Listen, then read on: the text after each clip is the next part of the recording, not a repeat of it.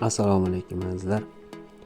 Hop, bu videoda oldingi videolarimda yozilgan kommentariyadagi savollarga qo'yyapman. Avvalo o'sha videolarimda yozilgan samimiy tilaklar barcha yaxshi insonlarga o'zimning minnatdorchiligimni bildiraman.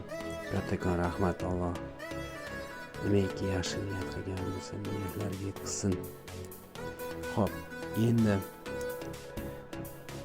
buni qanday qiladi, qanday bajaradi degan savolga, jumladan avtomobilda kalitini qanday buraydi yoki bo'lmasa ruchnoyda qanday tushiradi, skoroskga qanday tushiradi degan savollarga imkon qadar javob tariqasida mana shu video tayyorladim. Telefonda qanchalik yaxshi ko'rinadi, yaxshi ko'rinmaydi unisini bilmadim.